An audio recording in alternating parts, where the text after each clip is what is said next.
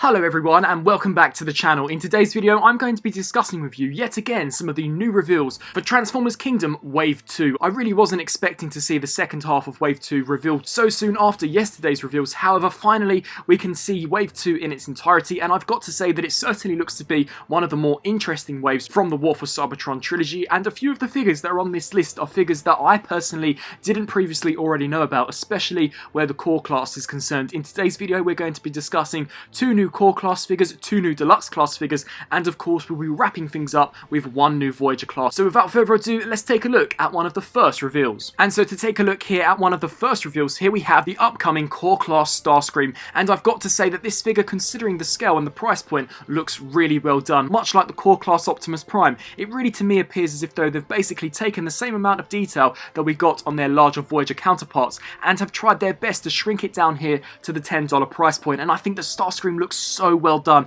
In robot mode for me, he's pretty much flawless. I really think that they've done a splendid job. The paint apps all appear to come out really nice and clean. We've also got his null rays on either sides of his arms, so they haven't skimped out where the accessories are concerned. You can see the wings there at the back. I just love the overall proportions to this character as well, and I am actually a big fan of this core class line. For those of you who have seen my reviews on the Wave 1 Kingdom core class, I've been very quick to praise Hasbro and say that they are a lot better than what we were getting with the Micromasters and Battlemasters, and I'm so glad that they are continuing bringing some of the G1 characters that we've got in previous lines such as Earthrise and Siege, and are updating them with these much smaller designs. Now of course this is all to go with the upcoming rumoured Titan class arc, so I'm hoping that we can get a full team of G1 characters. I would love to see a Soundwave in this line, a Bumblebee would just be so awesome, an Ultra Magnus would be great too. The core class certainly for me is one of the freshest things about the Kingdom line so far, and I'm pretty sure that that may surprise many of you as it is the most cheapest price point out of the entire line so far. But here for core class Starscream, I think he looks great. Taking a look here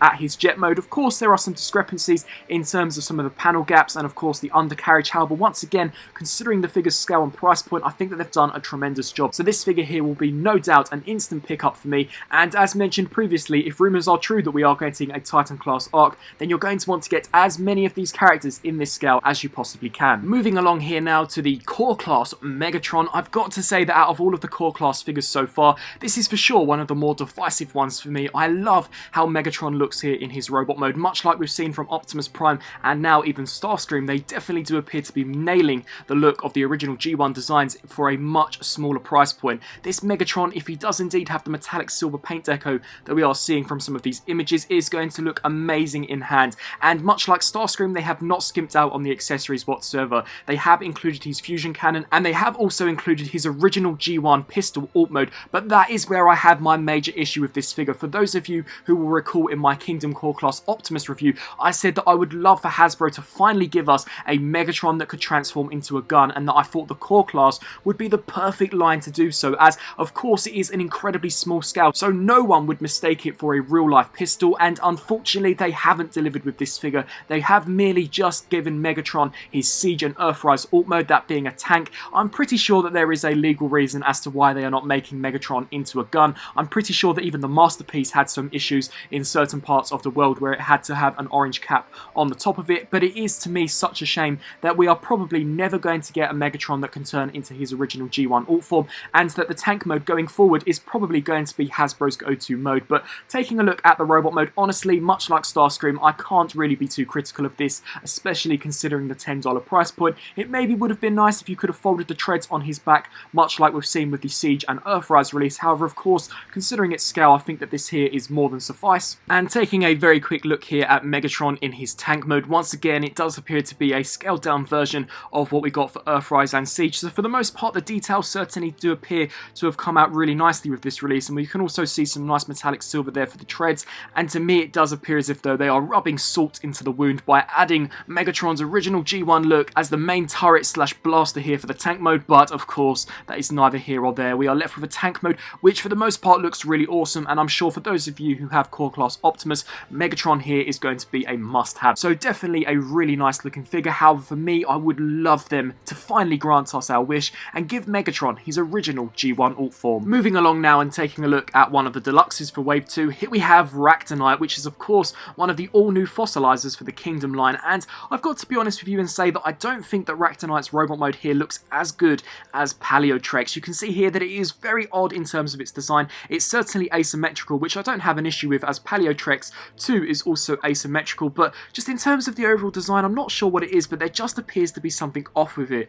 I also don't like the right arm either. You can see that it is incredibly stubby and merely just has a 5mm peg on the end of it, so no hand nor mace or any type of blade there, which in my opinion looks really unsightly. I do like, however, how the Triceratops head does make one of the shoulders up, and the torso is incredibly blocky. So once again, certainly not a design that I'm all too thrilled about. However, when we take a look at him in his dino mode, I'll certainly have more praise there. As we take a look here down to the lower section, I think that the paintwork has come out really nicely. Very similarly to Paleotrex, we do have a really nice wash over this in order to give it an aged look, and I think here for Ractonite, it's once again come out really nicely, and you can indeed see some ankle rocker pivots. So Ractonite here will be following suit with the War for Cybertron trilogy in having some great articulation. Taking a look here at Ractonite in his Triceratops mode, much like you'll see in my upcoming Paleotrex review, I am a massive fan of the fossilizer concept, and I think that they are a perfect idea for the Kingdom line. This Triceratops mode will be for sure the mode that I'll be displaying this character in, as it looks so awesome,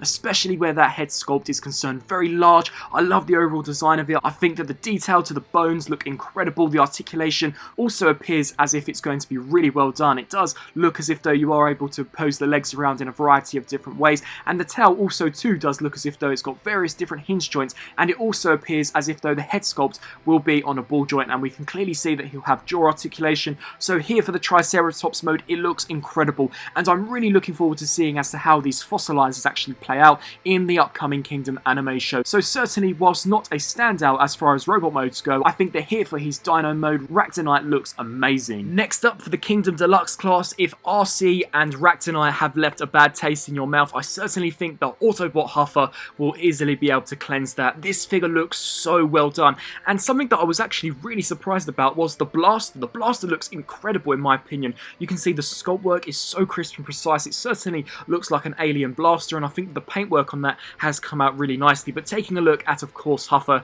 here in his robot mode, I was actually quite anxious to see how Hasbro would approach this character for the War for Cybertron trilogy. Of course, they do take classic designs and update them for the War for Cybertron, and I think that they've done a really nice job here with Huffer. Of course, the character design is very faithful to what we got on the original G1 show. However, we have a ton of brand new sculpt work on this figure, which in my opinion makes him look a lot more visually appealing. I love the orange section behind his head. The head sculpt looks so nicely done, as so does the colour palette as well. The lighter shade of blue there for the chest with the Autobot insignia. I also do like as well how we've got the silver sections on the arms. I am hoping that we can get a repaint and slight retool of pipes out of this figure. I'm just hoping that if they do make that figure, that it's not an exclusive. But as we take a look here down to the lower section, once again the proportions in my opinion have come out really nicely. He appears to have the same amount of articulation as all of the other deluxes from the War for Cybertron, so waist swivel, ankle rocker pivot, and considering this figure is going to be more than likely slightly smaller in terms of his scale, I think that he's more than going to make up for it in terms of the overall plastic distribution, as this figure not only has a really cool looking robot mode, but he will include a blaster as well as an additional shield attachment, much like alluded to in some of the leaked images that we got for the box art. Taking a look here at Huffer in his pickup truck mode, once again another beautiful looking figure here by Hasbro and Takara Tomy. Of course, it does appear to me as if though this figure is going to be on the small spectrum of the deluxe class assortment, however incredibly detailed and really nicely painted. I love the metallic silver that we get there for the front section of the vehicle mode with the silver sections on the sides, and all of the rims have been individually painted. I also am a massive fan of the transparent blue plastic. For those of you who are long-time viewers of the channel, you'll know that I love transparent plastic on figures, especially when it is coloured in blue, and we have also got some smaller details such as the black window wipers there, and much like we were all expecting, Huffer here can indeed pulled the trailer of Earthrise Optimus Prime, which is such a nice nod to that scene that we saw in the original G1 show. And overall, this figure certainly to me looks as if though he's going to be one of the highlights out of all of the G1 inspired figures from the upcoming Kingdom toy line. And taking a look here at the final figure that I'll be discussing in today's video, here we have the upcoming Voyager class Inferno, and now it does appear as if though his Wavemate Dinobot may overshadow him. However, I've got to say that Inferno has actually turned out a lot better than I initially suspected. Of course, this is is the heavy retool of the Earthrise grapple, and I think that Hasbro have done such a nice job of this figure. You can see that much like suspected in some of the leaked images of the packaging, we have got an all-new head sculpt for this character. We've also got some newly retooled pieces to make the wing sections on his neck. We also do have the attachment on the side of his head as well. I love the detail to the arms. You can see that he does appear to have faux hoses actually attached on the 5mm ports, which is such a nice attention to detail. He does just come with a repack of Grapple's Blaster, however I don't have an issue with that whatsoever. And the overall colour scheme, of course, seeing as he is a red fire truck, I think it's come out really well done, and this figure, much like the majority of some of these new figures, will be a great stand-in for a mini masterpiece. So for sure here with Inferno, despite him being a retool and being slightly overshadowed by Dinobot, I think that once again he's going to be one of the hidden gems out of the wave, and to me I think that I've pretty much made up my mind that I'm going to prefer this use of the mould over Grapple's use. And so to wrap things up here for Inferno in his fire truck mode, once again the figure does appear as if though he's going to have a lot more new retooled elements than what initially suspected. The entire top section there of Grapple does appear to be completely retooled in order to better match, of course, Inferno's fire truck alt mode appearance. You can see that we do have a fire hose attachment there at the top, which I think looks great, and the overall colour scheme is of course very accurate to the source material. So for sure, once again, another figure that I'm really looking forward to actually pick up, and a reuse of the mould that has been a long time coming. And so some final thoughts. As McDonald's would say, I am loving it. I think that what Hasbro are doing for the upcoming Kingdom line is so awesome. Wave 2 looks to be one of the strongest waves out of the War for Cybertron trilogy so far, with hit after hit. In order to give you a very quick breakdown for core class, by the looks of things we're going to be getting just Starscream and Megatron. There are no other characters confirmed as of yet. For Deluxe class we are getting Air Razor, a repack of the Earthrise RC. We are of course